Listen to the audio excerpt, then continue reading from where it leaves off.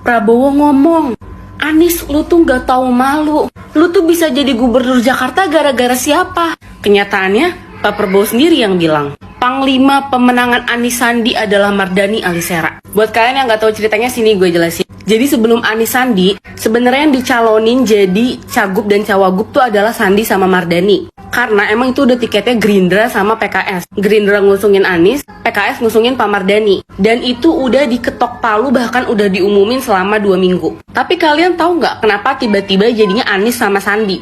Karena Pak Mardhani sendiri yang minta Pak Anies untuk menggantikan beliau. Jadi yang mendukung Anies untuk menjadi gubernur itu PKS, bisa dibaca nih ya.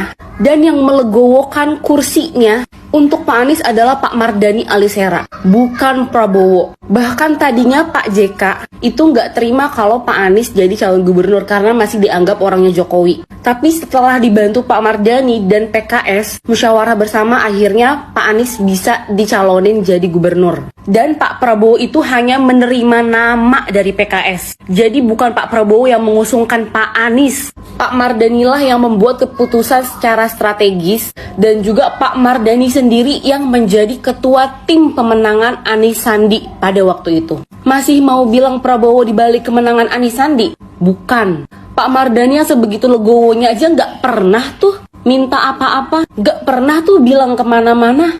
Biar fakta sendiri yang membuktikan mana yang tulus dan mana yang pamrih. Pak Mardhani adalah orang di belakang layar yang memainkan peran strategis dalam ini.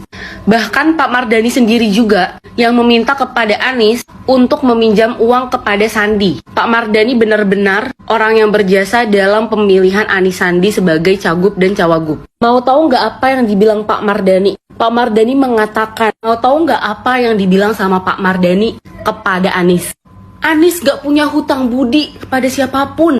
Anies cuma punya hutang budi kepada rakyat Jakarta yang memilihnya. Kelihatan kan siapa yang tulus, siapa yang pamrih?